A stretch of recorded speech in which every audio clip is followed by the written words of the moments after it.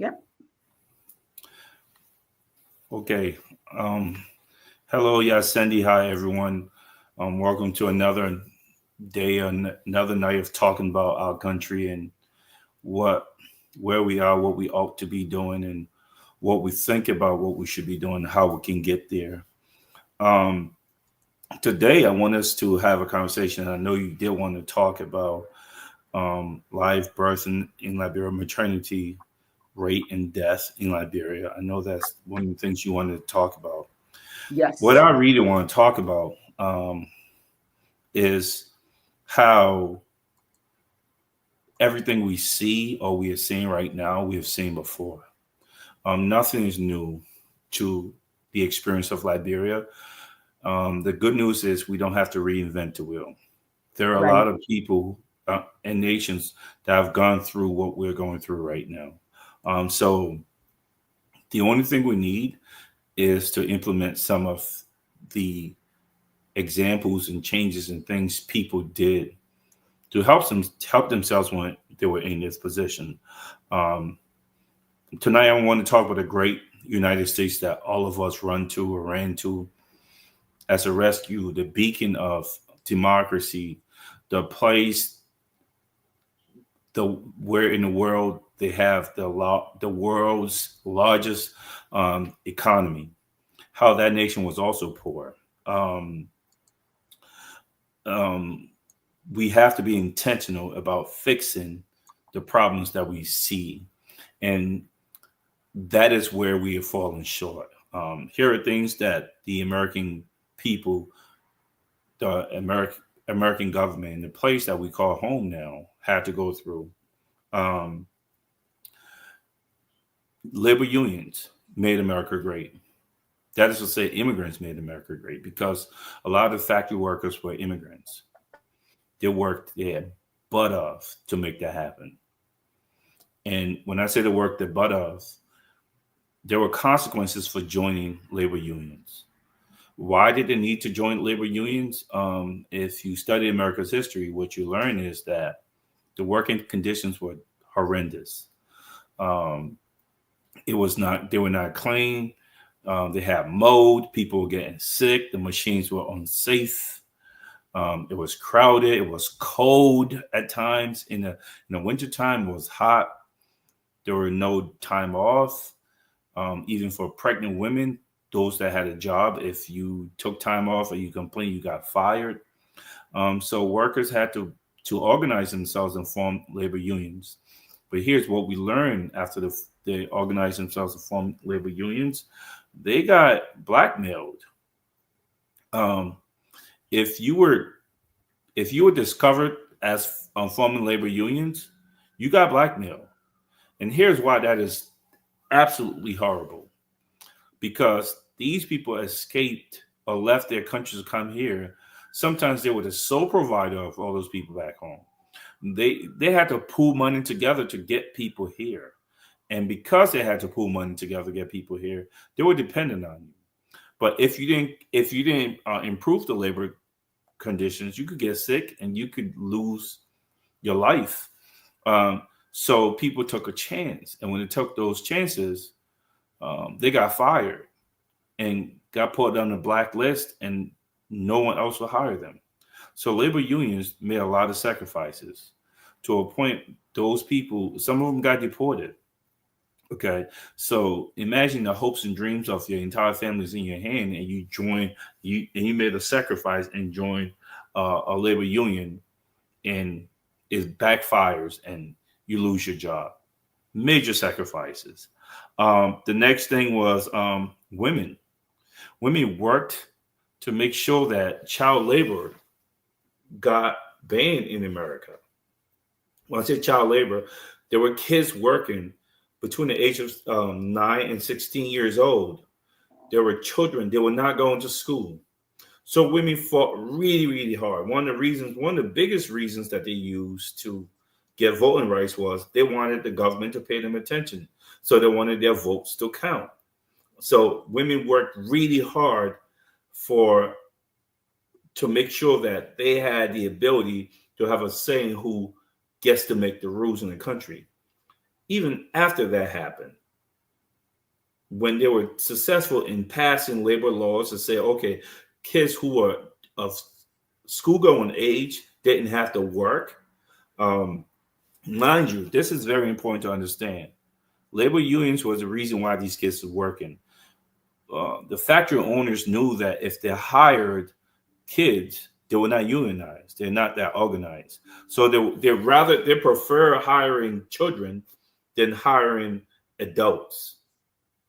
So between the age of 9 and 15, 16, they were the ones who were working. When the women were successful in getting their husbands to pressure the lawmakers to pass a law saying kids should be in school, and that helps the country, these factory workers, owners, started to hire kids before the age of 7, because in the early 1900s, 7 years old is when you went to school. So kids between the age of 4 and 7 were the ones working now. So that was the way around it.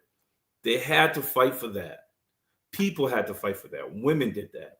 There were women who went to jail. Okay. There were women who had to go on hunger strike because they wanted to stop child labor. Again, another example of sacrifices being made. Another thing, Black people, we already know what all they went through. Civil rights, with Jim Crow laws, with redlining, with segregation. They had to fight. Many of them died. Again, they made sacrifices to get what they want. Okay. Reformers called muckrakers in America. They fought for change. They fought to make sure that the food that we were eating was safe. There were people putting cocaine in Coca-Cola and putting heroin in kids' teething syrup that was supposed to soothe them when their teeth is coming in. The reason they were doing that, there were people selling bad meat products. The reason they were doing that was because they knew that they would make more profit if more people were addicted to their products. People had to work really, really hard. Upton Sinclair, all these people had to work really hard and raise the alarm to a point where now every food item you eat has a label on it, and you know exactly what's in it. Every medication you take has a label on it. There's a reason why I'm going through a litany of that, what has happened in America. Everything that we're facing in Liberia has been faced before. We have the blueprint. We have to pick the right leaders. We have to be intentional about fixing it. We have to make sure our kids are not on the street. We can work to fix the government, to make sure that it works for everybody, especially the ones at the bottom, and lift everyone up. That's what happened. The rising tide lifts every boat. We have to understand, and the people who lead us have to understand, that the things that we face and we're facing is not unique to us. It's not brand new. It's happened before. We have to just follow the blueprint as to how other people fixed it. So tonight I want us to talk about that and see how the conversation goes. Thank you, Peter. Great outline. Hello, everyone. Again, welcome. Peter, it's good to be on the platform with you tonight again. Guys, it's a lot of work for both of us to communicate all throughout the week, show up here on Thursday night, have a conversation with you. The essence of us being here is enlightenment.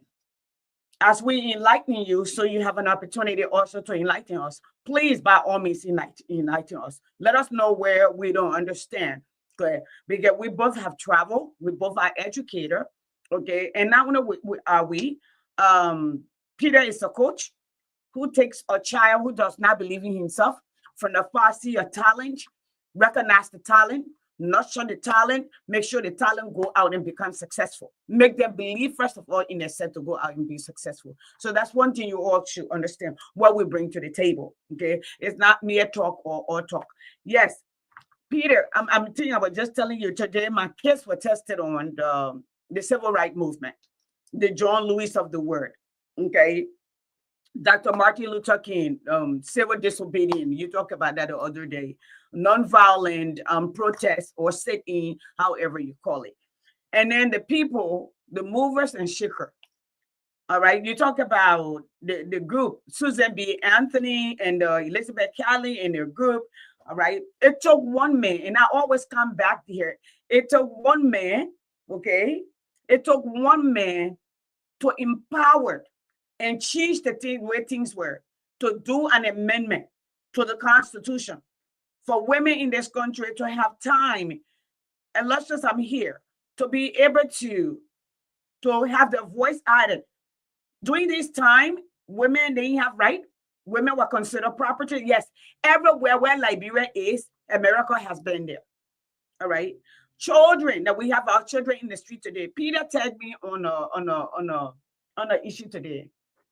A woman, I gotta find that story because I didn't want to listen to it. And Peter, I'm gonna find it and then I'm gonna show you. But first, let me start with this. This is one of my favorite quotes out of Japan. Okay, Confucian.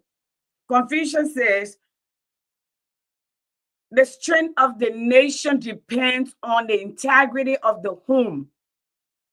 Everything we do starts from the home. When I tell people, when you elect people, you don't elect them not knowing that they are. Most of the time we do. And Peter and I, when we go all around to work our way to the by-election in Nema County.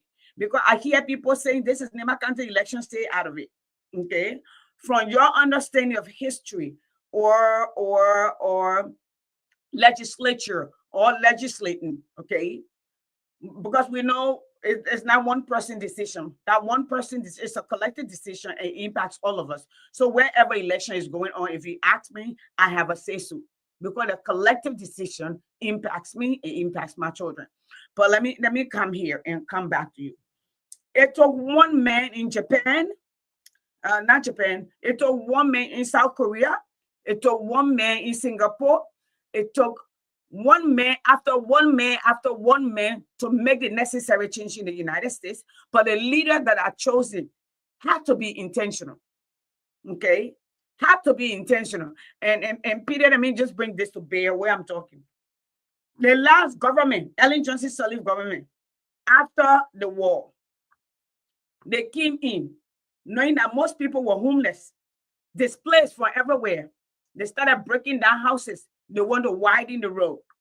In the old city that were built for less than 100,000 people, that now have 1 million people. Okay? What we do, in other words, is we start building other areas.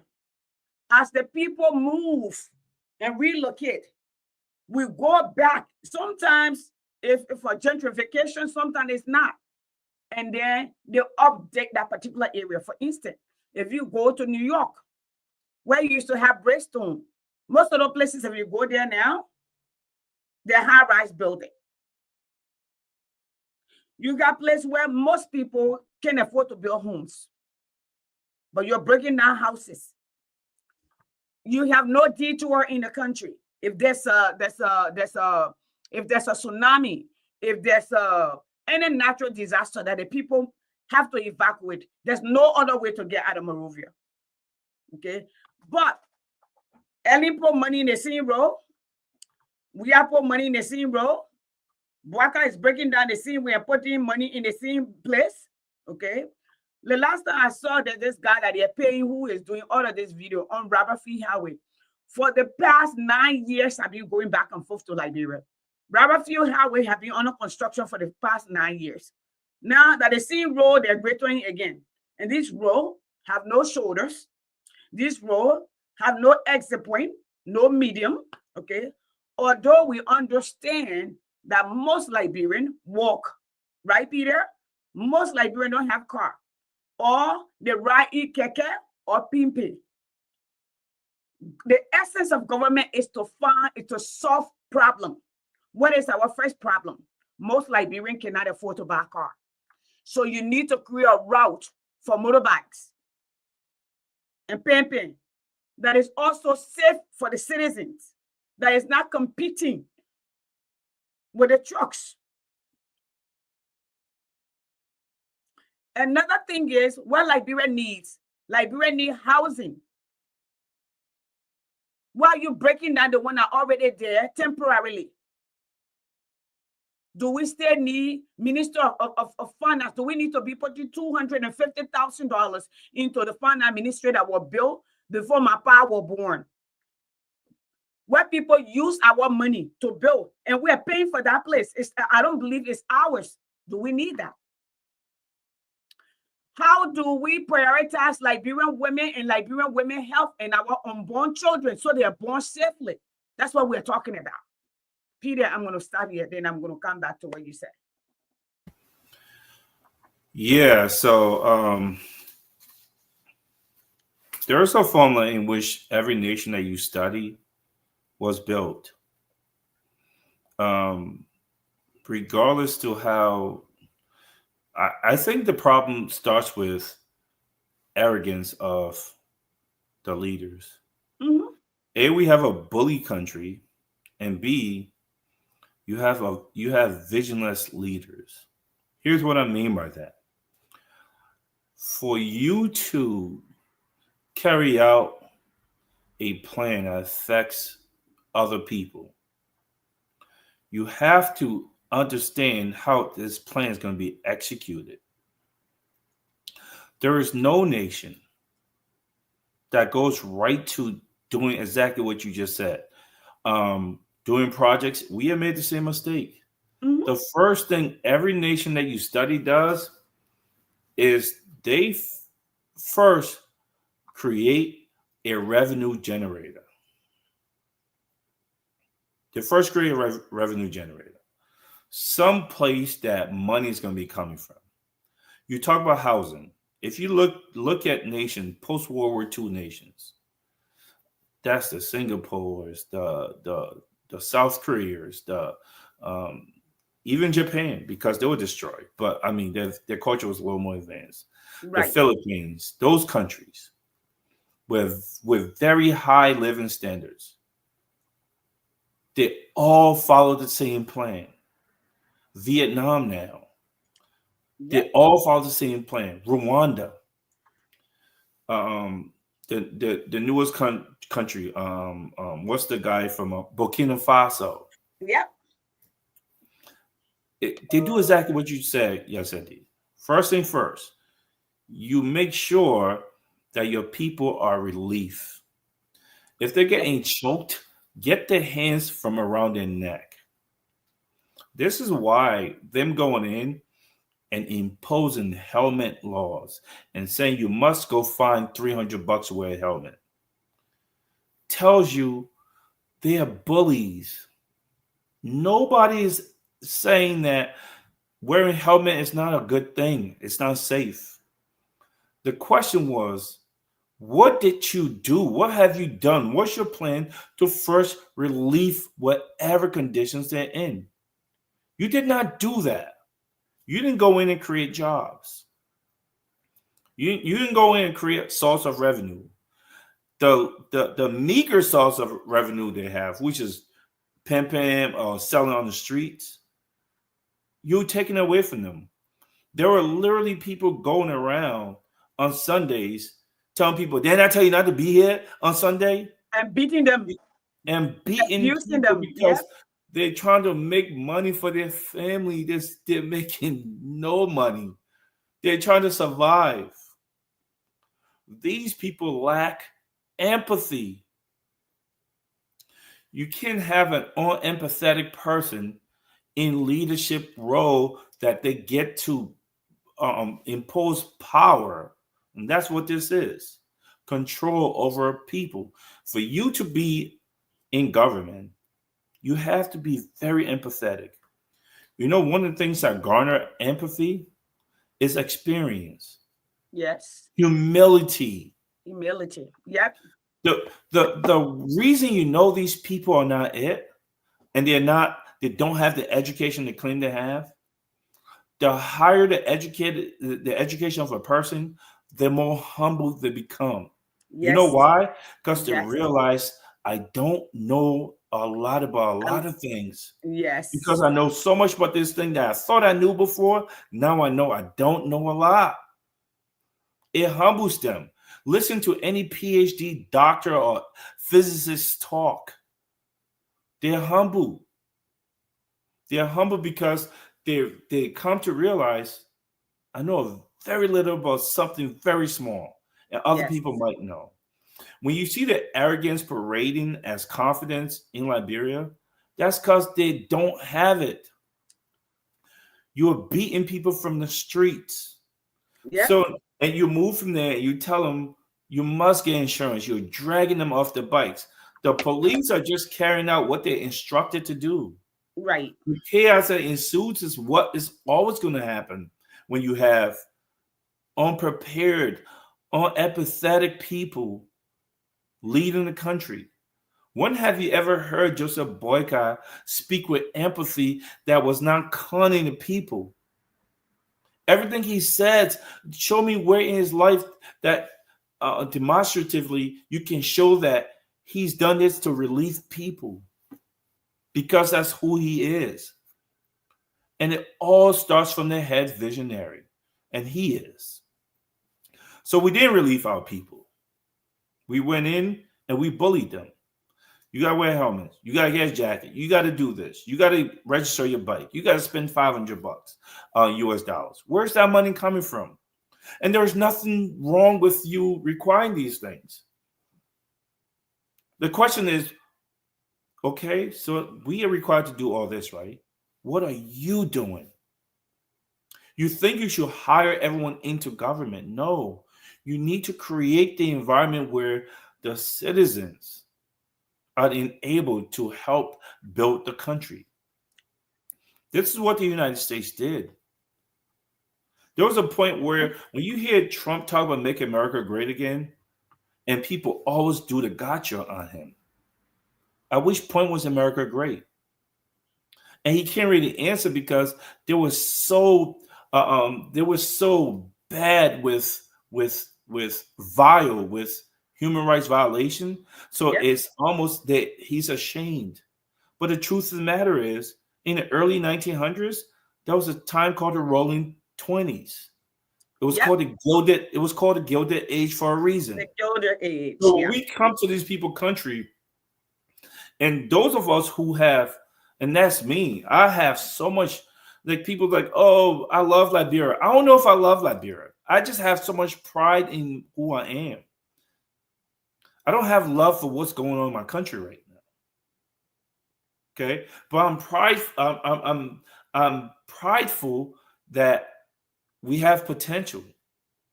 I don't love anything that's going on. I don't think it's a representative of the best of who we are. Oh, we are. Yes. In the Yes, we do. 1920s, the United States led the world in manufacturing.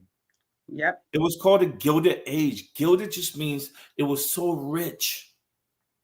They had come up with credit for the first time, invented a bunch of new products, selling Yes. to the world. Mm-hmm. Okay, they had just come out of a war. They became one of the world's leaders. Mm-hmm. Okay, the stock market was created, and people were living their lives. Things were booming. Cars were being made on Yep. assembly lines, so they were being produced quickly. Yep. So when they say "Make America Great Again," this man's rethinking. We're going to go back to the time where we had so much money in America. It seemed like everybody was rich. Okay, here's why that's important. Visionaries made that happen. They were intentional about that. There is nothing that they did that we can't do. The people we're choosing to lead don't have the information they need to lead. And we don't call them out for it when there are lives on the line. There are people literally dying, like the thing that tagged you in today. There's one of our mothers. She died in her husband's arm trying to give birth to a baby in a taxi. Baby, yeah, I'm trying to find that because I got off it really fast, Peter. Okay, because there were no ambulance service. How is it we don't have ambulance service and at least a clean hospital and place to go that is safe? But we have a president who bought 2 cars for over $1,300,000. Mm-hmm. How is that okay? Mm-hmm. How many brand new ambulances could you buy? How many emergency service worker could you train with that money? Could you have trained with that money? Misappropriating funds, giving Young Conga over $600,000 a year for what? How are these people more Liberian than anyone else? Like they get to have the lion's share of our money, and no one bats an eye on it. And we carry on, we bully each other, and we beat people, pickpockets. We try to beat them to death. That's a slave's mentality. So when these people go in and grit the road and try to say we're going to widen the road, look at Burkina Faso, Philippines. The first thing you do is you create homes that these people can move to. Then you can tell them move. We didn't do that. You know why? Because we're a bully country. We can tell you move. And you know why you're going to move? Because we said so. That's a dictatorship. I almost said it was a plutocracy, but it's not. Plutocracies are governments that are run by rich people. These are not rich people. These are poor people. These are con men and women running the country. It's an oligarchy. It's a group, a small group of people who have got the country held hostage. And they want to pretend and carry themselves like they're aristocrats when they're not. There's a plan. There's a structure in which nations are built. We are not following the plan. You cannot ask any of them to explain step one of this plan that they have, where it's worked before successfully, what nation has gotten out of poverty, is elevated out of poverty and alleviated poverty from, and raised the standard of living for. Not one. They couldn't. Not any of them could tell you. Recently, we had the blackout at our only airport where people could have died. And that is not something that's trending. But there's a fight that our people care about. They have to be called out about this. Not even a fight. We are so apt at tearing each other down. That's a character flaw. It is grotesque how we go about doing that. We are a bully nation. Okay? Or we have some homosexual dancing and he's parading on things and everybody watches. Do you not see that your airport is embarrassing? Your airport just lost electricity. There are other foreign nationals there. And then we make excuses and we barely talk about it. Morley gets to steal $250,000. We barely talk about it. Yep. What are we talking about here? Okay. You don't break people's homes down without giving them another option. You don't take away the meager way they're feeding the family without giving them option. No peaceful nation operates like that. You don't not tell us how we're going to move from step one to step two. How are Liberians going to get economically empowered over the foreign nationals in our country? What's the plan for that? Nobody asks this guy, but they want us to bestow kingship onto him. That's a slave's mentality, and I refuse to play in that game.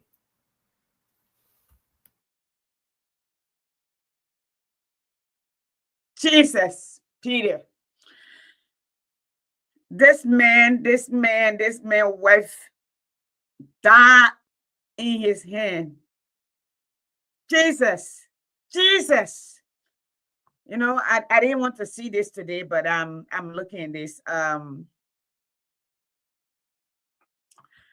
I'm gonna put this here. Continue talking, Peter. I'm trying to get my thought together. I'm trying to get my thought together. Yeah, I didn't want to have a monologue. I know I went for a long time. No, you're I'm just fine. saying, okay. Yeah, you're fine. I'm saying that this is our country. We are not facing the things that we need to face. We're not telling the truth to each other. We're not speaking truth to power.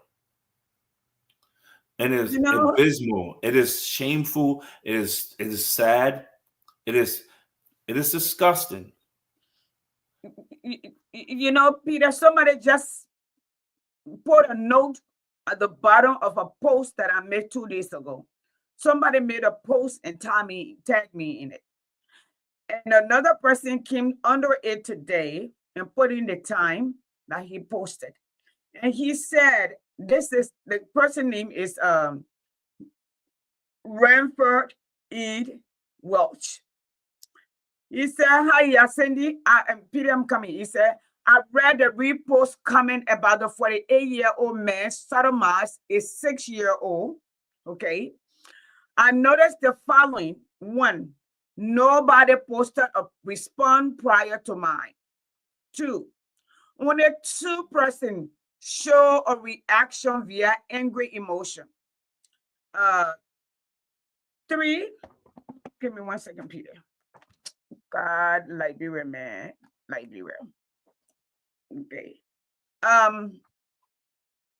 My mind is just running. 2, only 2 persons show reaction via angry emotion. I found it quite amazing when I consider that you have 19,000 followers and 5,000 friends. What does this say about Liberian priority and collective courage or outrage? Posted 1:59 p.m. on Thursday, April 3rd. And that same post that you tagged me on, let me tell you how many people under that post with a woman dying in her husband's arms. Okay.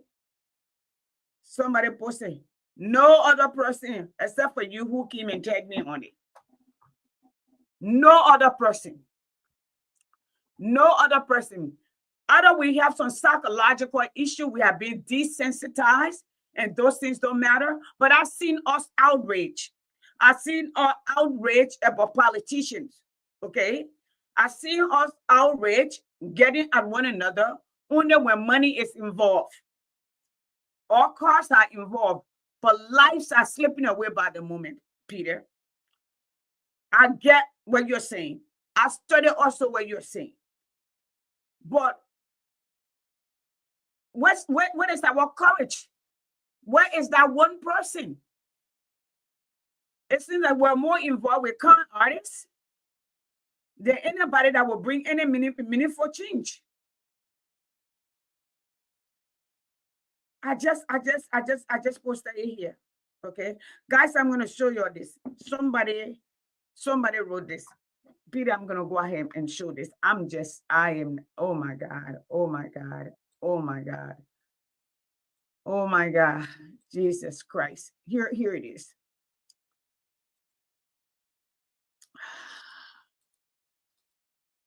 Yeah, Jesus,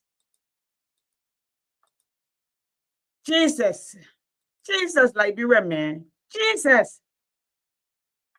Wow. All right, Peter, here it is. I don't know where the story is from. I don't know who it is. All right, here is the story. It says, very emotional. This pregnant woman, death hurts to the bone. No mother deserved to go through this. The pain was so much, but she never gave up. She was strong. She was strong enough, even though she was tired. She held on till her last breath. Watching this video on her husband's page really shook me up. According to her husband, the hospital that we have helped the mom and the baby rejected them because they could not afford 500K hospital bill. Watch the video. I don't know where the video is, but I don't want to watch it. I don't want to have a nightmare. Peter, let me show you where the woman, there is the woman and her husband. Yeah, it's the woman and her husband. Beautiful family. Look at here. Look at that. You can tell. Jesus, man. Liberia, man. Amen. Amen, Peter, man. Amen.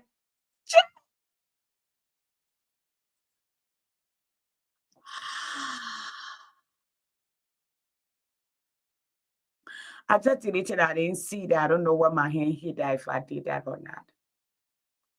So, Peter, we're talking. How do we reach these people? How do we find that one person that will lead? How do we find the courage within us to make the change? How do we? Well, I can't hear you. You're muted. Here's what I'll say, Yasendi. It starts now. And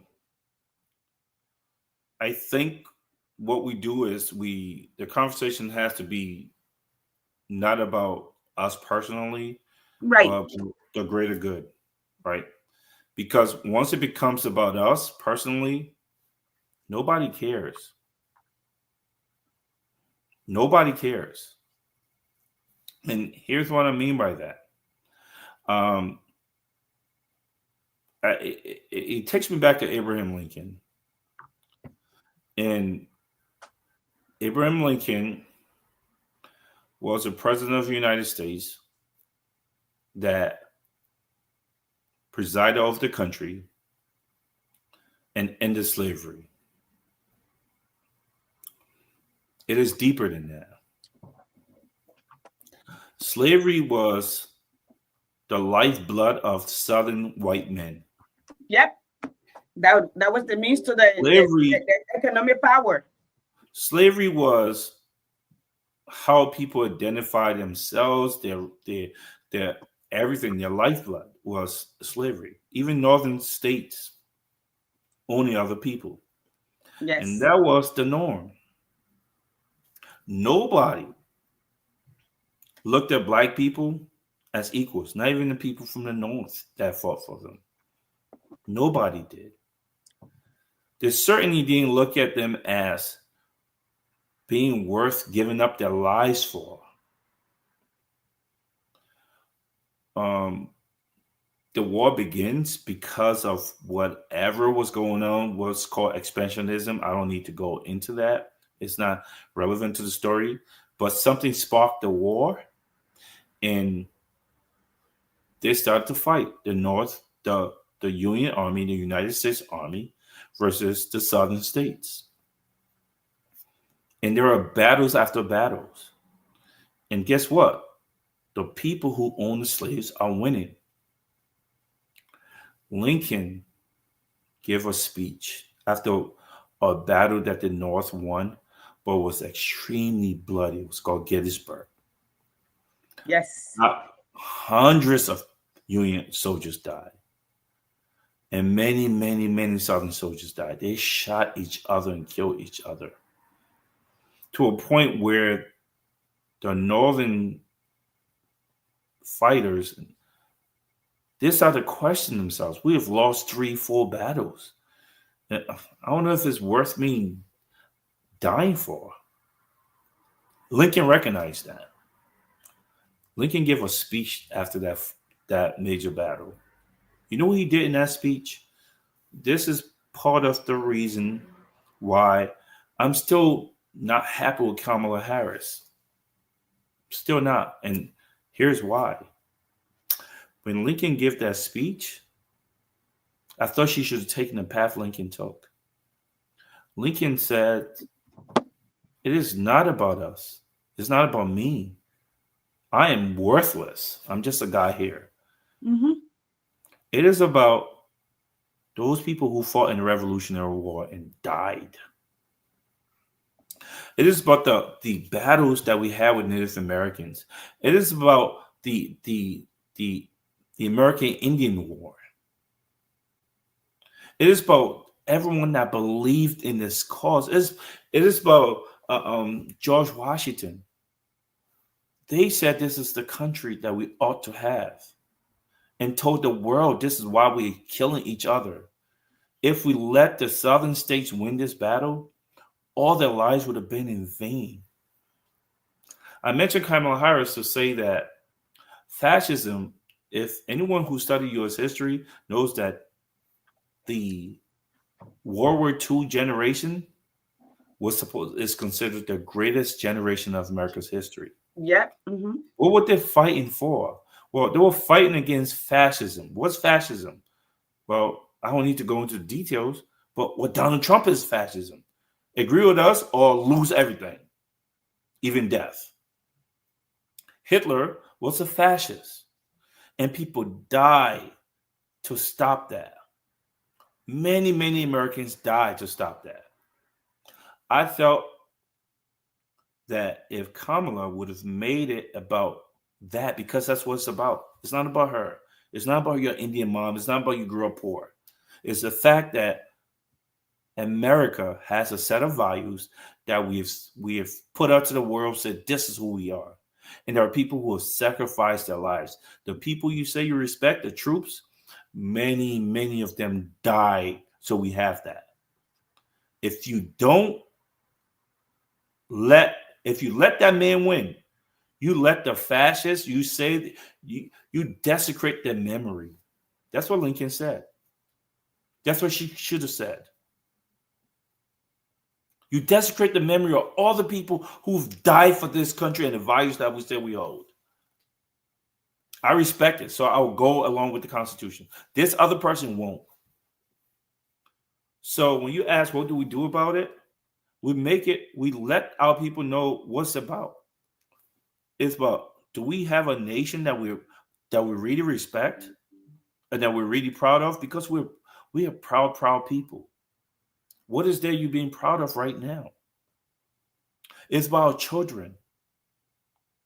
Is that something you'd be proud of if you were in an argument with someone else? Will our country be something you want to bring them to? Would you be proud of that? Because things can be way better. And why aren't they better? So I think we need to make the case about Liberia as a country and the values that we hold, Yasendi.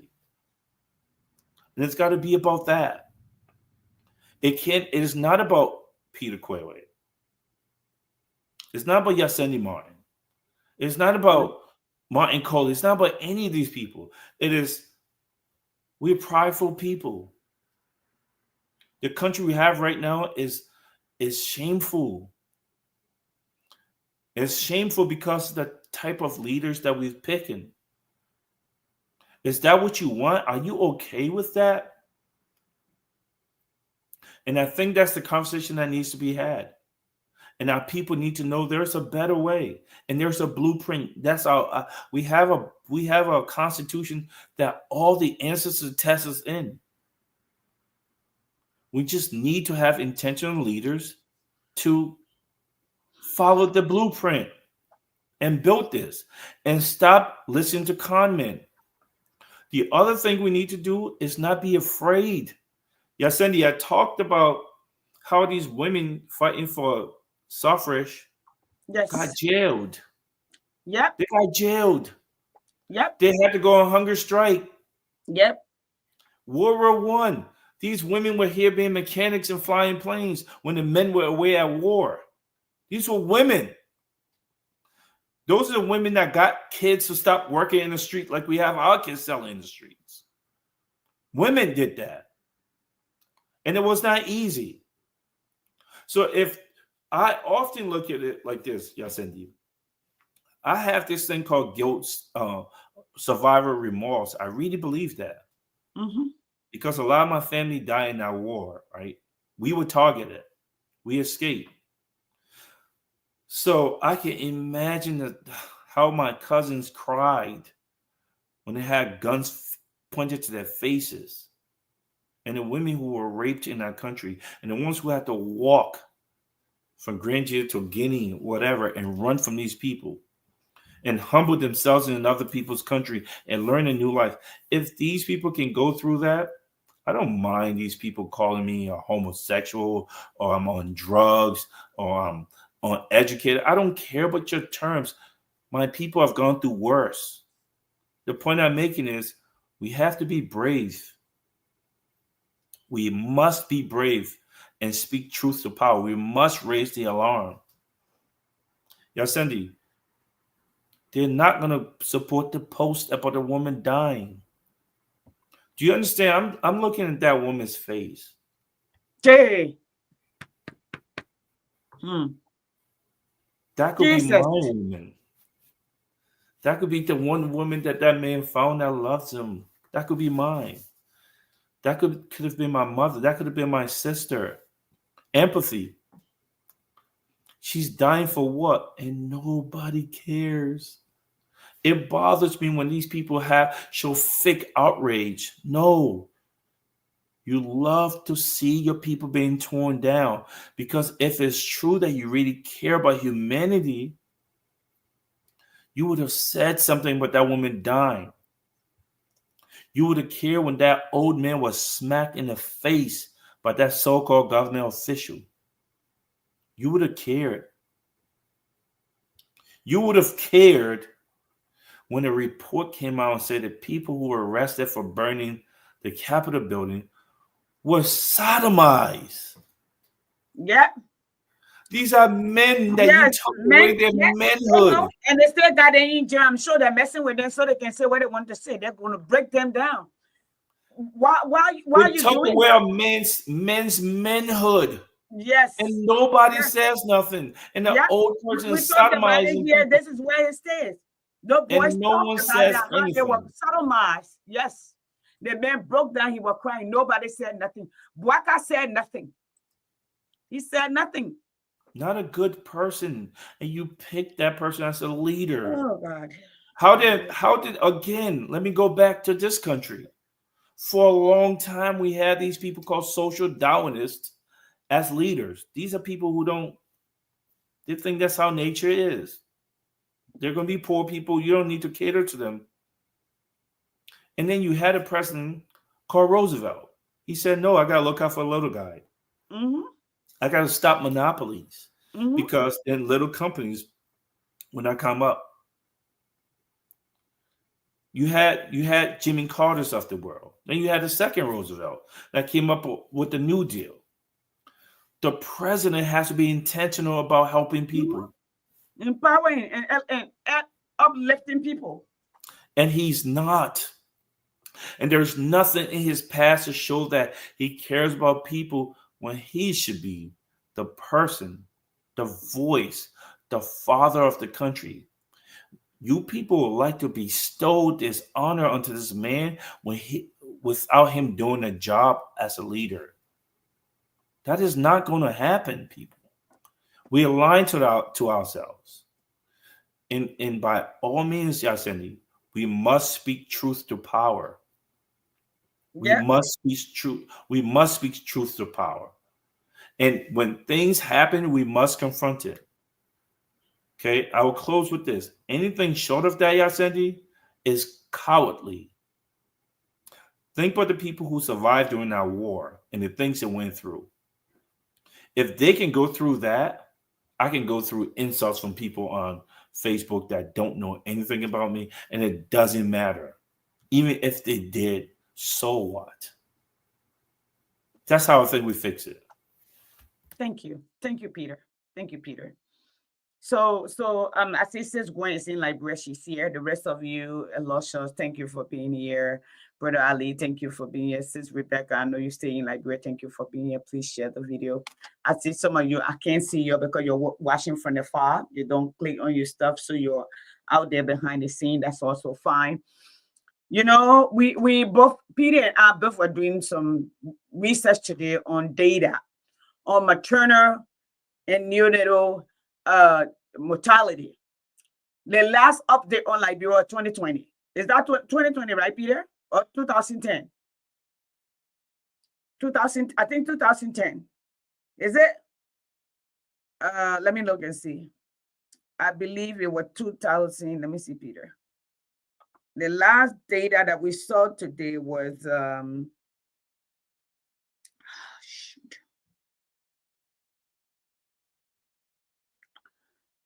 I'm sorry, I don't remember. I think it was 2020. I just looked at my okay, notes. 2020. 2020. So 5 years, there have been a lot of decline, okay, in the healthcare system, in management response system. We still don't have any update. So that means until the women, people like going there who are into healthcare, people like Seth Roof people like Eugenia Reardon, all these doctors and nurses, nurse practitioners, Caroline them, folks. We have to. I'm not a nurse. I'm not into medicine. I'm into education. Okay, but let me reach out to Liberian people. This is not about me, like Peter said, or about Peter. When we have this kind of emergency, these are emergency. Okay, raining and your roof is leaking. It's not an emergency. The rain will not kill you, but when you have a woman that is dying, make an SOS call, for God's sake. Yesterday, I was watching where a woman had a baby and took the baby, carried the baby in an abandoned place. Ants are almost killed the baby. I saw a little girl who was taken from Babalu and brought into Monrovia, had been beaten, left hungry, and selling in the market, where children are being kidnapped, past are missing, and all of that. We can't continue on this. Liberian women, we must, and Peter, it's so difficult because those who have and it's a small country, those with a family in, and we have no philosophy per se. It's difficult.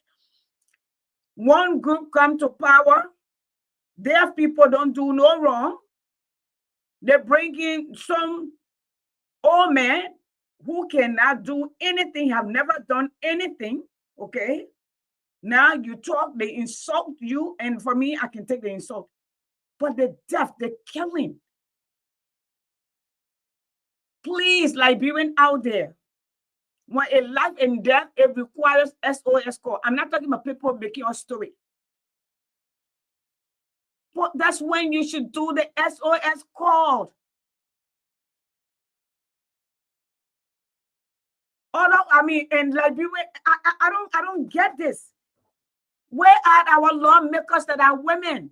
Peter, where are they? And that's why I'm sitting here, people, today. Let me say, somebody went off on Richardson and say, shame on you that you're not supporting women. Okay? You don't shame nobody for that. You don't know what their belief system is. So here we are. What that lady, what her name? What was her name? The one that was the meat setter from Babalu who were attacked under Riyadh regime, and they put the devil outside, and Luscious told them were literally almost got killed. Okay, well, what did woman need? Richardson and I were the first to hire a lawyer, pay the deposit for the lawyer to go head to head. Where is she? She never even called. Let's forget about it. Peter said when I said anything to say thank you. What is she doing for the people? What is Yumli Kanga doing for the women and the children in there? Okay, Mrs. Breeze, our sister, Barry, there are women there. Where are they? Why are you not championing women causes? Why our sister dying? Liberian young people, this is not, both are all here. I'm way you're not older than Peter, but we are on our way out. Our talk is not about us, it's about you. And most of you young people, but then somebody say hello, you think it's time to make money. You think you should be paid to work for you, to secure your future or your children's future. You're not waiting to go to the back. Peter, the thing with Liberia is the bad people are brave. The bad people are willing to go to any length. The bad people are willing to shut you down. They will pay, steal your own money, and get people to try to intimidate you. And the good people are not willing, majority of the good people are not willing to fight. That's the problem. So if I can jump in right there, Yasendi, I think that's a great segue to what I want to say. Yeah, good people are good people for a reason. And a lot of those people are successful in a very, very structured society. The type of person we need to lead would have been successful in a structured society that scrutinizes your every move, that vet their people. They would have been very successful in that society. In Liberia, it damn sure seems that the people who are willing to do criminal activities are the ones who move forward.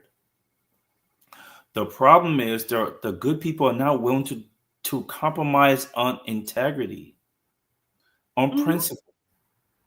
But had they been willing to compromise on integrity and principle, they wouldn't be where they are in the first world countries, in industrialized, extremely competitive nations. They wouldn't have moved up. So what we are doing in Liberia is, yes, and this is why criminals don't remain successful, right? And they kill each other because criminal enterprise is also a business. Oh, yeah. So while they're murder in their realms amongst drug dealers, but there aren't murders being carried out and hits being carried out in competition between companies. Criminals are willing to do things that people with principle just aren't willing to do. And that's what Liberia is. Liberia is like a criminal enterprise. It's not like it is criminal enterprise. Right? So they get to break the rules. The rules of humanity. They get to break that. And there are no consequences there, or the consequences is, well, we'll just divert back to the state of nature. Everyone for themselves. You don't do that in a structured society, in a principled society. Again, the people that need to lead us, we must bring to the forefront. And if we aren't doing that, things will remain the same. So I ask you, what legacy, when you're dead and gone, what will your grandchildren say about you? You just lived just for you and yourselves? I heard you say, Yasendi, I don't mind if they cuss me out. No. That's a great attitude to have. Do you want to live for other people? Over the weekend, I had some family over, and we were having a birthday party for one of our family members. And one of the people said, so he questioned me. He said, why do you vote Democrat? He voted for Trump. He didn't know me very well, obviously. He goes, you just vote for Democrats because people tell you to vote for Democrats. So now he's making an assertion and answering his own question. So I said to him, no, I voted for Democrats for many reasons. Let me name them. I voted for Democrats because they're progressive. They think progressively. They're the reasons why we have 8 hours work days. They're the reason why we have sick leave. They're the reason why we have the 1964 Immigration Act that allowed Black Africans to come to this country. They're the reason for Pell Grants to help kids go to school. They're the reason for school lunches. And I give a litany of reasons why their policies help me. So I told him, now tell me why you're a Republican and you're an African man. Had it not been for Democrats and their program. The only thing will tell you that they can have abortion and they're gay, and most of them are in closet in Africa. I'm sorry. No, he didn't even go that far. He said something about how much money he made. You don't make enough money to be affected by Republicans' tax cut, but I didn't want to break his heart. Oh, And he said that he assumed. yes, yes. So It's a waste of time to even acknowledge that. well, I'm trying to come to a point with this. Okay. Empathy, right?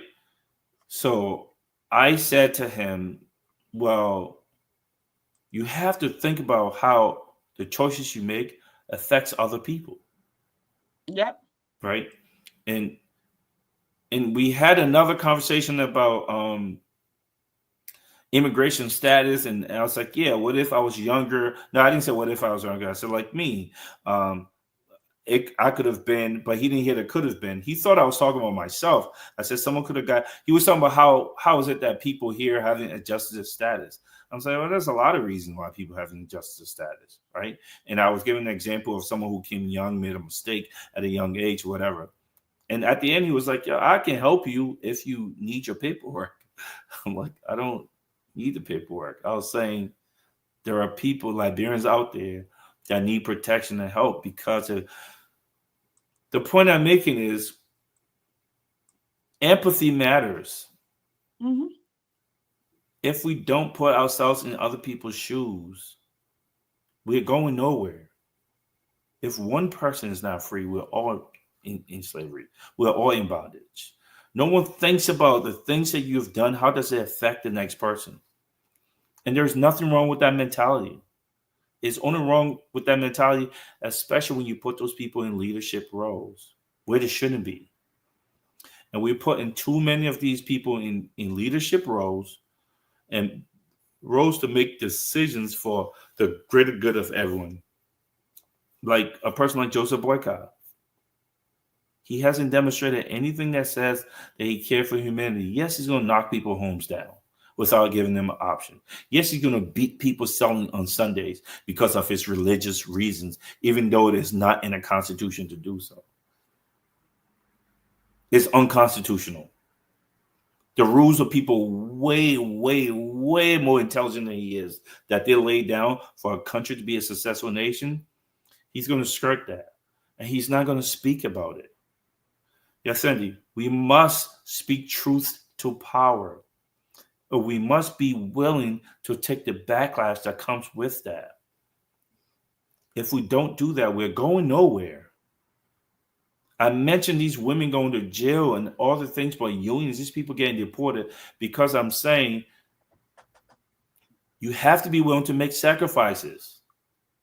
The chemist that talked about, Harvey Wiley, that is because of him we have labels on food now. He was an extreme radical. He's a doctor. He's a chemist. He's a scientist. But he put it all on the line. He said, because these people producing medication are killing our people. If I don't do something about it, nothing's going to happen. Union workers used to break machines and then went on strikes. You have to be willing to raise the alarm, and you have to be willing to make some sacrifices, put some skin in this game. The good news is we don't have to do so much of that because, again, the blueprint has already been laid out by people much smarter than we are.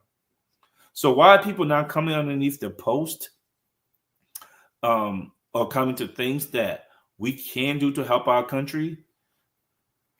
It is who we are right now, but we have to shame them into doing that. Okay, a woman dies on her way to hospital in her husband's arm, and nobody cares. And then we want to pretend that we have some humanity because somebody's hit somebody. You're a hypocrite. And nobody respects a hypocrite. Let's be honest. You're a hypocrite. Now, had you spoken against that, you are in such a great place to suggest things and tell people what they should do. But you can watch me drown and then go tell my family, well, this is how you should bury him. You could have helped that person. You could have. You chose not to. So now don't say anything. Just shut up because you're a hypocrite. and you're a pretender. We have way too many pretenders in our country. Unless we're willing to call them to bring them to task, nothing's going to change. Yes, Sandy. Peter, it's Liberia. It's so frustrating. Eleanor, welcome. No, they don't have remorse. So here it is, Liberian people. Now, Peter, let's go. We have taught and will continue to teach, and hopefully they will also teach us. Let's talk about the election. They're about to elect another. I don't know why we're even having election, because the one that we elected. If you ask me, the whole constitution needs to be overhauled. If you ask me at this point, Peter. And I hear people saying this is Nimba County election. Stay out of it. Is there a Nimba County election, or is there an election that is taking place in Nimba, and the decision that they make will impact all of us, especially where it stands? What are your thoughts on that? What can you advise everyone that is either ruling or not ruling?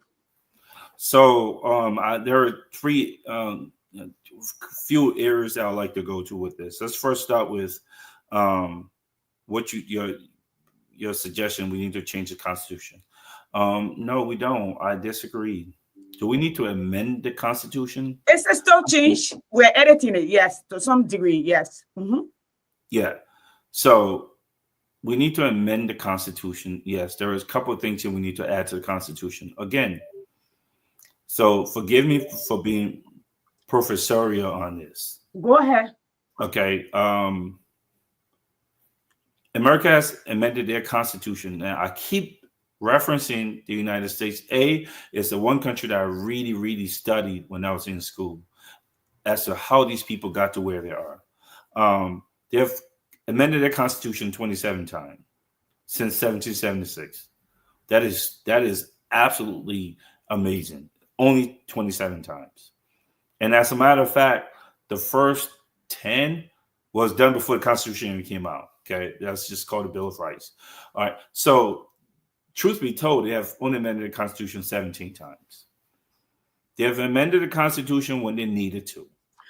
But Peter, let me come in. But after the Civil War, okay, because it was doing that. But before the Civil War, they changed the Constitution.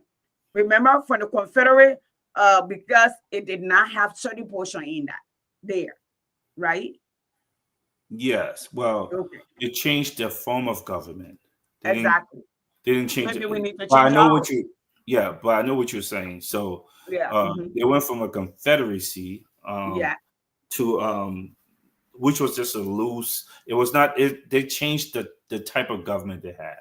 But since they created a democracy, Correct. where they had a federal government where all the states were working together, that Constitution hasn't been changed. So that's why I'm referencing. As a matter of fact, that Constitution was amended 10 times before it even came out. That was called Bill of Rights. And even after that, the 13th, 14th, 15th, you can subtract those from the amendment, because that was post-Civil War. It's called the Civil Rights Amendment, 13th, 14th, and 15th, freeing the slaves, making them citizens, and then giving black men the right to vote. Those all came out together. So if you put those 13 together, America has only amended the Constitution about, I want to say 14 times since. But here's why I'm bringing that up. Every time the Constitution was amended was because there was a crisis that demanded it. So let me go through the list, right? The 16th Amendment is very important. When they amended the Constitution the 16th time, that was to make sure that people helped build the nation. So they took the burden of taxation from business owners at the time, which were farmers that were struggling under the burden, and spread it out to everyone. So income tax. So anyone who's making an income in America, it was not just business owners who had to pay taxes. Okay. The 17th was they got to vote for their senators directly. It was so people could vote for the senators, not the governor picking the senators. Again, why was that implemented? Because the governors were now picking the lawmakers, and they were picking people who were going to help them. The governors had too much power, so America wanted to have more of a democratic government, whereas people pick the people who make the laws for them.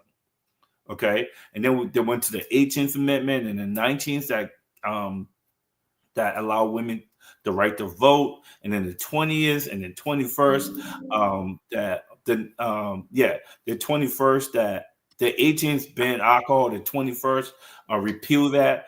So the point I'm trying to make, Yasendi, every time they needed something came about, they was like, oh, let's just amend our constitution. Liberia needs to amend the constitution.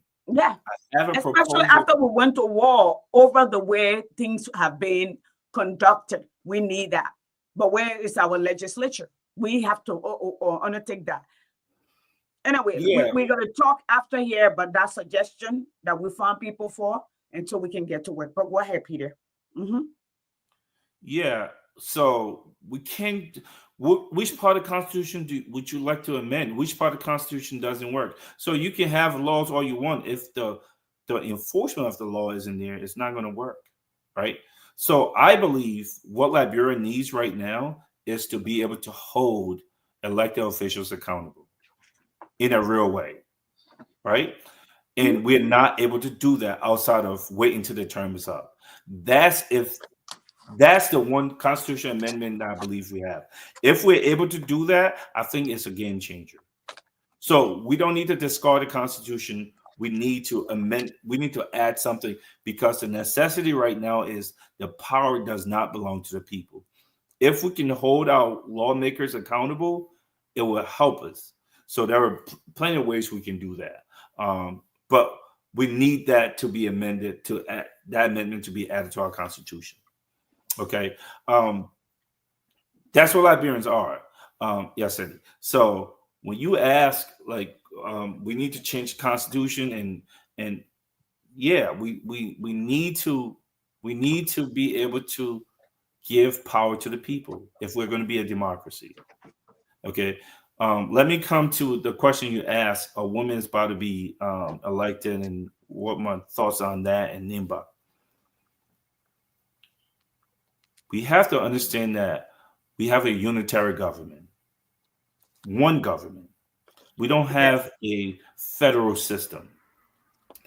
That is to say, whoever you elect, the decisions that they make affect everybody. Yes. The people who are saying this is NIMBA's election, why are you even mouthing in it?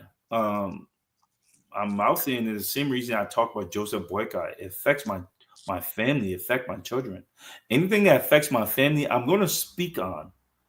And the fact that you even question me about it, you're just trying to stop problems for yourself. Because if my family is going to be affected, I'm going to speak on it, because I'm not a slave. And you don't get to tell me why you're speaking on it because it's not in your county. How about you go learn how governments work and how the Constitution works? That's number one. Number two, you can't say because she's a woman. I'm sick of the woman-man thing that we play this card way too much. A woman doesn't have more empathy than a man. They just don't. Women don't. It's a character of people. Character. Speak that. Say that, Peter. Character of people. So what happens is you need to vet people. Yep. Now, I have friends who are supporting Edith. That's fine. I haven't spoken against it because they have explained the reasons why. And, there are certain things that you don't need to always talk about everything. You just don't. Or else I would have been really, really against her. But it's not about Edith. It's who's closer to our goal. But it shouldn't be because she's a woman. There are women who abuse their children. There are women who kill their children. They don't have it doesn't matter your sex. Isn't that the world we are moving towards? Equality? It should be based on merit. So if this woman is speaking on policies and she tells me exactly how she's going to go about making that policy happen, and she can articulate that to me and allow us to ask her questions about the what ifs, and she's able to express that, that tells me she's thought about it deeply. And that's she's a visionary. If she's able to convince me, that means she's going to be able to convince people in the House. And why do I believe in the Senate? Why do I believe she will do that? Because when people are passionate about something, they think about it, they talk about it. So if this is who she really is, I know she's going to do that when she gets to the legislature. I know she's 100% going to do that. But don't tell me vote for her because she's a woman. Again, I don't care about your man-woman thing. I care about my children. Who's going to help them? Okay. We, like you say, Yasin, we have women now. We have Youngbleed. They're taking a lion's share of our country. I think it's immoral what she's doing. It is immoral. Immoral what she's doing. Okay. What is she doing to help the country? What's her vision? Idea. Tell me the last bill that she worked on or that she proposed or she sponsored or co-sponsored that stood to help Liberians and not herself. Tell me the bill. Where did the vision come from? There isn't anything.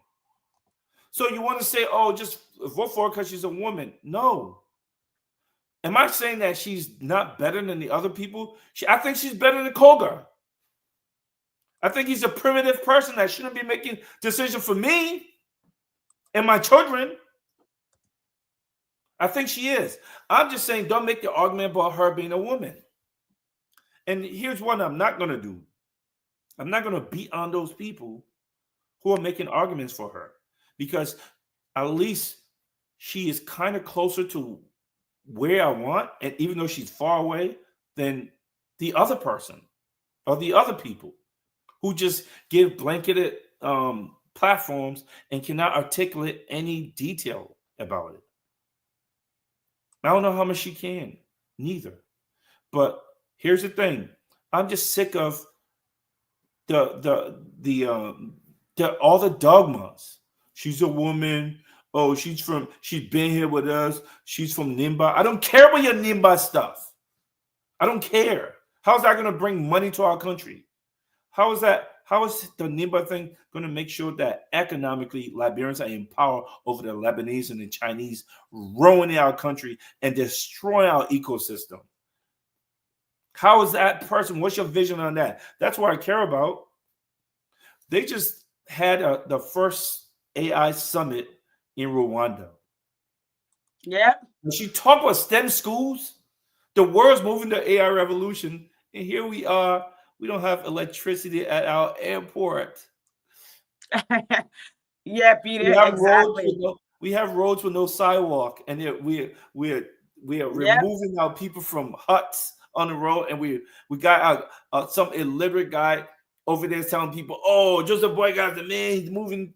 Like, what are you talking about? Do you know anything about countries? Why are you here? Who are you convincing? Mm-hmm. That's the problem we have. We have unqualified people, and nobody's talking to them. They sit in, even when someone tries to talk to them, they watch people shoot at them and the bullets from everywhere, and they just sit there on their hands. Cowards. And you're comfortable with that. These people don't come on these platforms and try to defend their positions. They go to friendly places and people who know just as little as they do. I don't want to hear about the womanhood. I want to hear about how you're going to help their neighborhood, how you're going to develop our country. What is your worldview and what informs it? What informs it?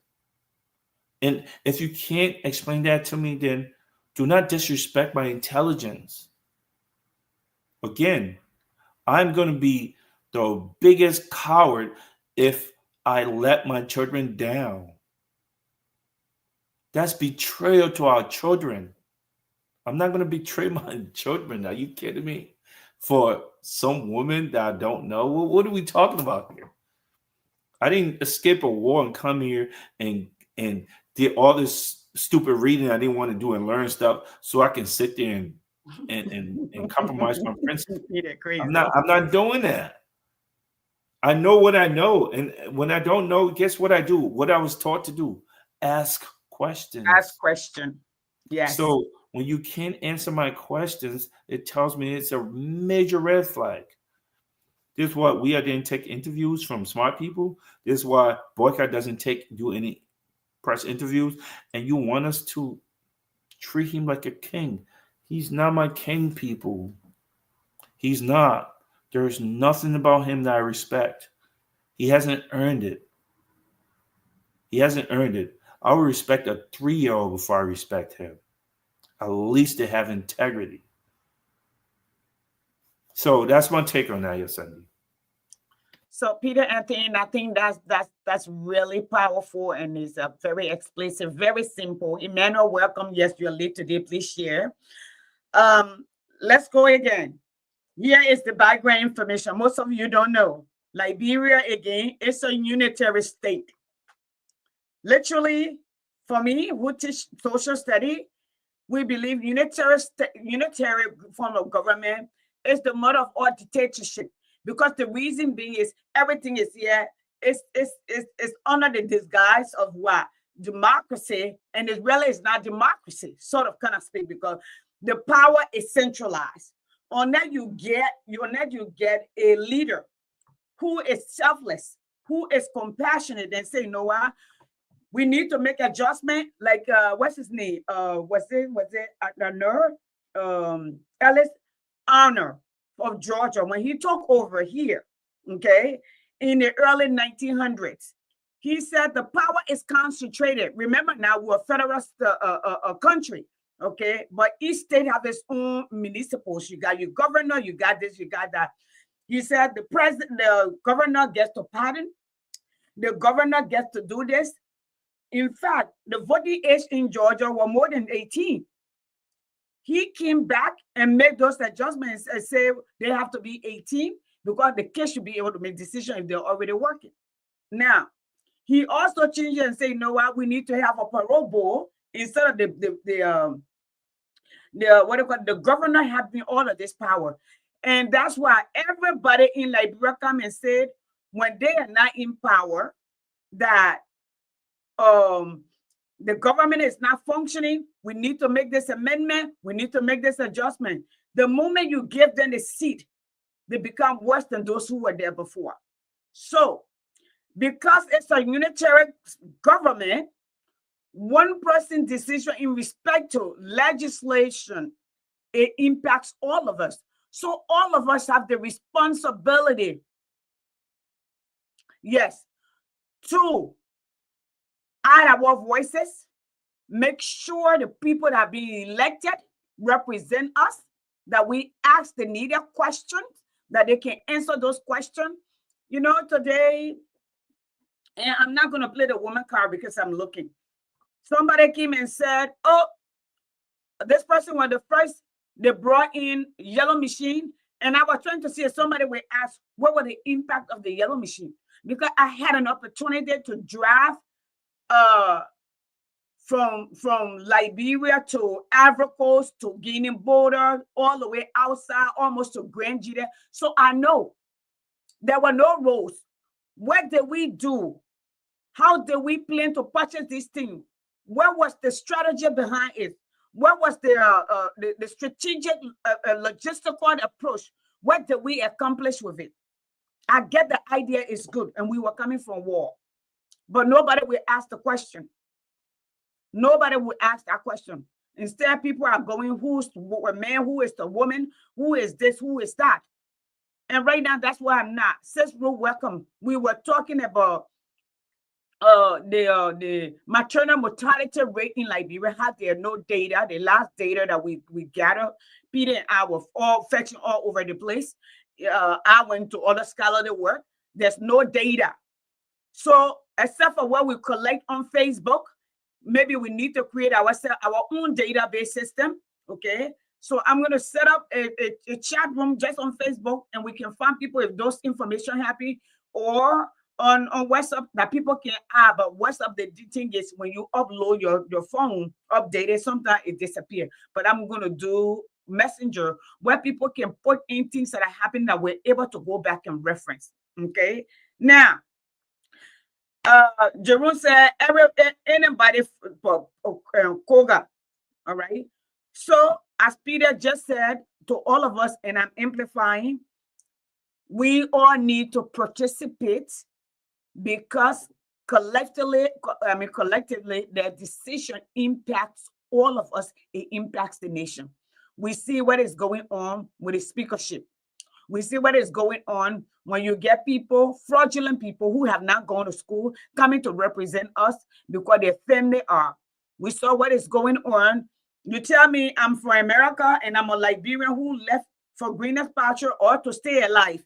When I come to Liberia, I should have this requirement. But somebody who is born and raised in America can come. So long somebody you elect that you appoint them, you can get a position without question. So this is where the reservation stands. I will stop here, Peter, and then we can try to close. Yeah, so I was talking to a friend this weekend, Nathan. I forget Nathan's last name to credit him with this. So we're talking about some amendments that we can make to the Constitution, and I'm dead set on recall elections. I am too. So Nathan said something to me that made me think deeply. He goes, well, I don't know if we should do recall election because Liberians are good at weaponizing everything. They are. If we institute that, what they're going to do is we're going to have a recall every 6 months. We'll have a recall. Someone will get 10,000 people. But here's what he suggested we do. And I thought it was a brilliant idea. He said, so senators go for 9 years, presidents go for 6, representatives go for 4. The first thing we should do is have an automatic, we should have yes, we need a constitutional amendment to include this, but have an automatic vote of confidence halfway through your term. That has nothing, it should be written in the law. If more than 50% of the people, and you just need a simple majority, if 51% of the people said they don't want you or they're not confident that you can carry out your duties, you have a recall instituted instantly. I'll say it again. Halfway through the term, we should have a vote of confidence. And I thought that was a brilliant idea. The vote of confidence has nothing to do with it. It doesn't say you're going to be removed. If the vote of confidence says that halfway through the election, halfway through your term, that people have lost confidence in your ability to carry out your duty, then you get recalled. If not, we carry on. You finish your term. So I thought that halfway through the term would be one way to hold accountable these lawmakers. We cannot have these long terms of people. You have a Darius Jones say, I'm not going to take a call. These people are willing to say and do anything to be elected.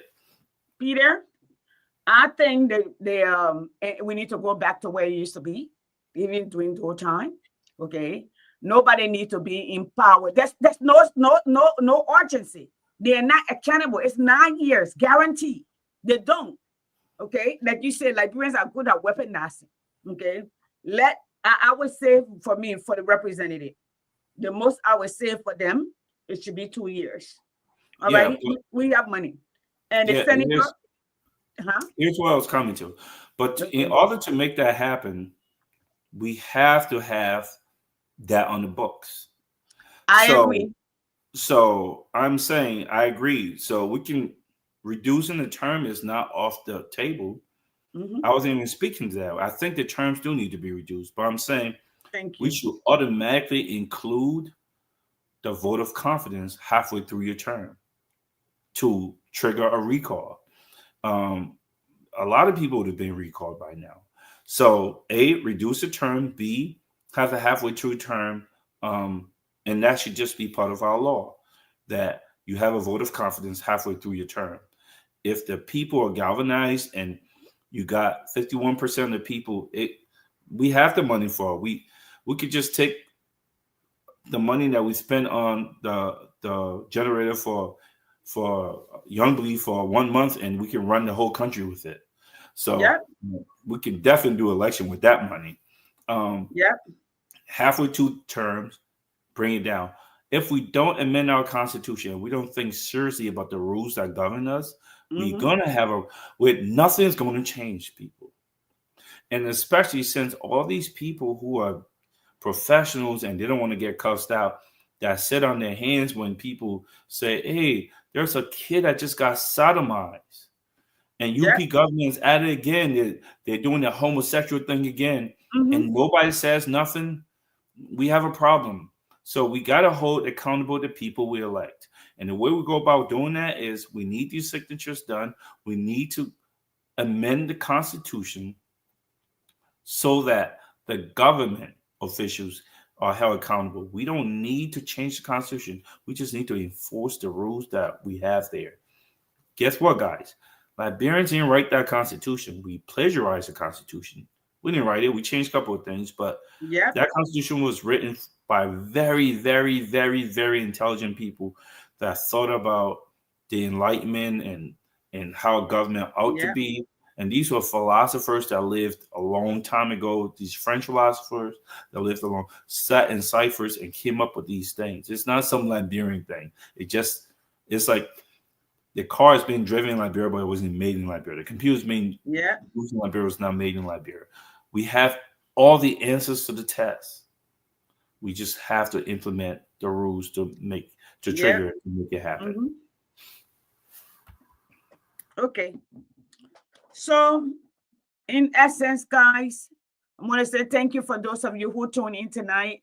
Jerome, I would like to invite you. Maybe next week you can join us up here. All right. Let's put the pressure on our legislator to support Honorable Billy. I don't know what we're supporting him for. Okay. Supporting for correction of the bill, not the billions. Okay. We need to talk about that. Maybe we can get you to come on next week to talk to us. Let's plan to talk, Peter. We're going to try to get Mr. Jerome Gaiman over here. We can have this conversation about that. Musa Belide can have a billion of the floor reduced term, 4 years and 6 years for the Senate. I say 2 and 4.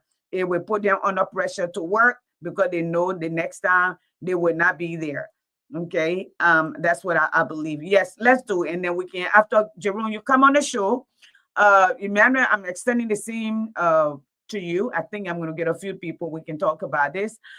Sis Rue, I would like to have a conversation with Liberian women and nurses so we can talk about where we are.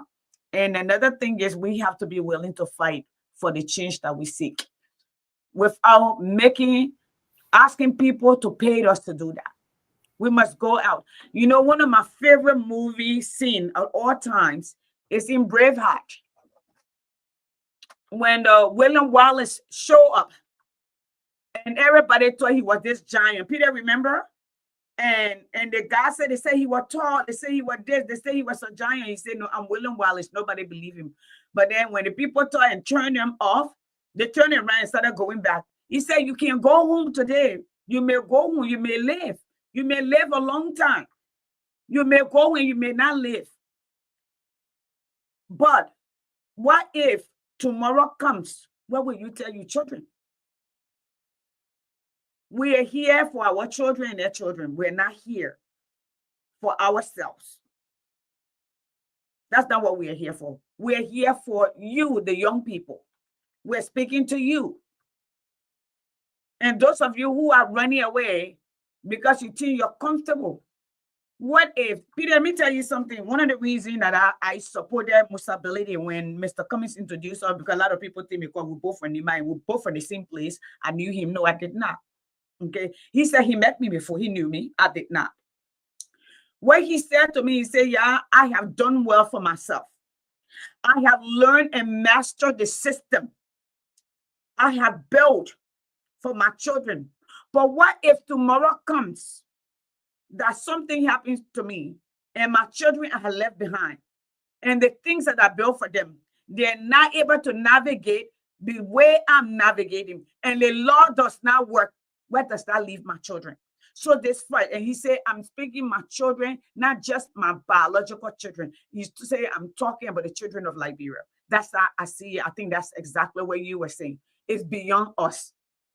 So the fight should be about the future. The fight should be about what kind of Liberia we want to live for our children. So that's how I see it. But this Liberia that I see, that's not the Liberia I want for my children. This Liberia that I see Bouaka leading, that's not the Liberia I want for my grandchildren. This Liberia where I see where people have no plan.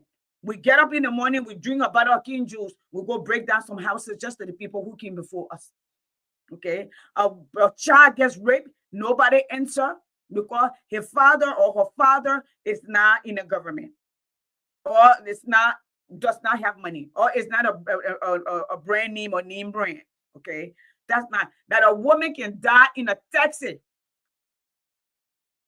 when she's in labor and she having complication. Maybe her child is breached and the child is not coming out and she's in labor forever.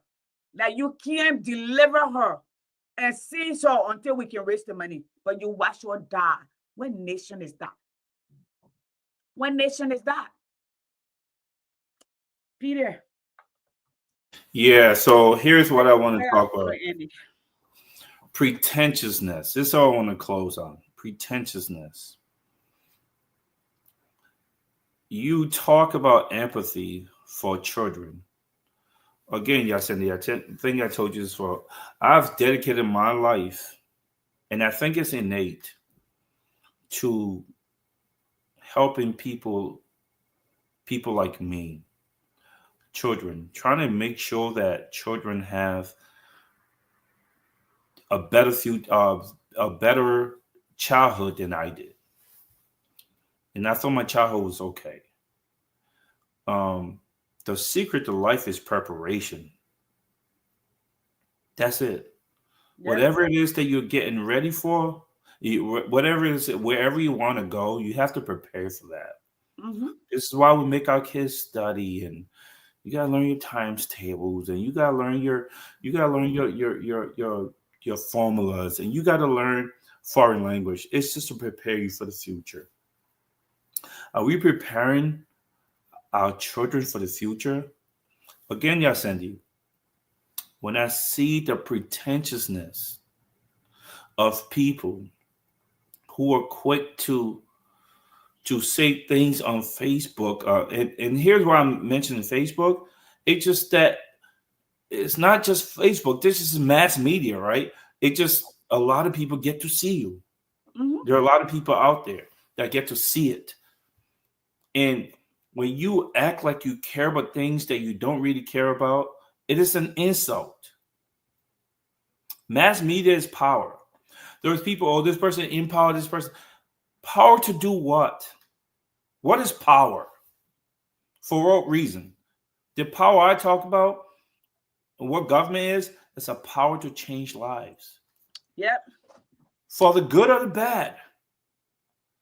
You have the power, the police officers have the power to drag a kid off of a bike and throw him in a disgusting cell like an animal. Mm-hmm. And then go there and sodomize them too. Yeah, that's UP thing. They're a gay party, but that's another conversation for another day. They enjoy that stuff. That's why they project it onto every man that challenges them. Oh, you're just like me, you're gay. That's what UP does. Anytime they empower, it's all about sodomy. It's all about them having sex with boys. Yeah. Disgusting. Anyway, what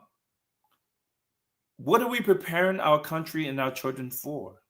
If you really care about Liberia and you have pride in Liberia, by all means, tell me, what are we preparing for? Can we go to a competition in math and win? Are we getting our kids technologically prepared? Are we preparing the future doctors? What if someone came and poisoned our water? Who fixes that for us? Over the poison in the water. Yeah, I'm talking about besides Asa Mattel, right? This is what you get when you have a leader who is not a patriot. Patriots talk like patriots. When's the last time you heard Joseph Boycott talk about patriotism? The old, I don't even want to say on your show. I despise that person. He's making fun of the aspirin Liberian and Donald Trump coming for you. Like, who talks like that? And you're a grandfather. And you are a grandfather and you're the president. And Donald Trump's coming for who, sir? He's coming for you because you're uneducated and you have a role, you play a role you shouldn't be playing. You couldn't compete with your peers. Guess what? 99% of the Liberians that you're talking about, we can't compete with our peers because we were able to secure jobs outside of a Liberian government. You did not. You cannot. It is disgusting that you say that. I can't let that go because it speaks to who you are. And you're the one with the key, the power to change lives. That's what the power is. It's not power to have hands on the resources so you can spend it on a car. On a car, that's what makes you happy, and on shoes. You're an empty vessel. You have the power, sir. You have the power to create the first STEM schools. You have the power to make sure that our people have vocational training and to give them jobs outside of government. You have the power to literally lift Liberians out of meager servitude jobs and mom and pop stores and raise them to a point where they own hotels and grocery stores and hardware stores like the Lebanese and the Chinese and the Indians that you let run amok in our country. That's what you have the power to do. And you are failing miserably. And you don't even see, that man doesn't even see that he's a failure because he sits around in a echo chamber of yes men that supports him. There is nothing cool about you. There is nothing honorable about what you're doing. Nothing at all, because you're failing our children. You have a power to do so much. That's what power is. Mass media, you have a power. There are people here watching that have the power to speak the truth to power. And we're turning that down. And we abdicate in that responsibility. That's not okay. Guys, we're going nowhere. Nowhere until we stand up and fight for what we want. And when I say fight, I'm talking about you got to fight people from our team. The people's like, oh, Koga is gonna should win because he's a man. Listen to that caveman talk. Because it's a woman, so she shouldn't lead. What are you talking about? And who respects this man? This is the man that Nimba wants to elevate to being a policy maker in our country. No wonder why we have these people extracting our resources for a penny to $1 million on an industrial scale, while our children are being poisoned with the water that the chemicals that they put in the water. And our women and our children are crying about it, and nobody cares. But don't have a beauty queen smack someone. It's gonna go viral, or like they say in Liberia, virus. It's gonna go viral. Peter, leave me alone, man. We just and here's the thing, yes, and I'm gonna close on this. We need to speak truth to power and not be cowards about it. They're gonna attack you. Yes, they will. But that has to be okay. This is your Waterloo. This is your World War III or whatever wars that went through in Liberia. Are you willing? There were people in this country that was willing to walk from South Carolina and Alabama and Louisiana to New York barefooted, running away as slaves, for Black people to be able to be free and talk about schooling. My question I'll leave us with is, what are you willing to sacrifice for the Liberia we want? So thank you, Yasendi, and We'll continue the Thank conversation. you, Peter. So I'm gonna end here. Peter has ended, and let me say to you, good night. We want to stop by and wish Sis Yama, she's welcome back home. Happy birthday, beautiful. We miss you today. We look forward to you coming. We want to know how was your visit. And that's it. I'm just gonna put this picture up here. Peter, thank you for the encouragement. Thank you for keeping me on my toes, because sometimes I really don't want to come here with all of this that is happening, because it's like just so much energy that we're putting in. And like some of what we saw today, it's sad that our people are not saying anything. Somebody dies and nobody cares to say something about that. So, but thank you for keeping me going. Yes, sometimes even the strong people need somebody to hold their hand, and Peter has been holding my hand along this path, so I'm grateful. So, says Yama, we love you. I look forward to talking to you. Fill me in, folks. We will be here Sunday. Dr. Richardson and I, Peter, and I will return back on Thursday. Hopefully, Thursday next week we will be on the air by God's grace. Okay, this is it. Good night to everyone. Those of you who came in, Lawrence, thank you. Brother Emmanuel, thank you. Randolph, thank you. We are looking for Liberians who are willing to put time together. We want to collect some signatures to petition some lawmakers to make sure these things that we're asking for, we go ahead and take the action. It took the citizens of America and then looking for somebody to identify to help to reshape this nation. So we must remake Liberia. Thank you so much. And to that husband who lost his wife while giving birth to their child, I am sorry. I am sorry. To the child, the mothers who are having children and giving their children to bring to Monrovia for the purposes of education. Guys, I can't tell you don't have children, but I'm going to tell you, when you have these children, do the best you can to take care of your children. I am grateful, but it is really important that children stay home, that parents show their love, but then that's Liberia. I heard a man who raped and sodomized his own daughter, a child, I think a 9-year-old sometime last week.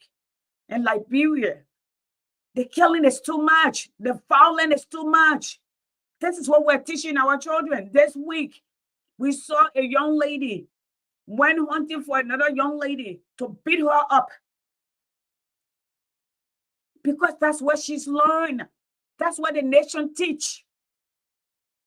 So the problem is bigger than her. I can speak to that, and I can speak to that with love. Some of you can't. You just can't. You can't. So let me say good night to all of you. Peter, again, great. Sis Yama, God bless you. We love you. And I'll talk to you later, Mama. Good night, everyone.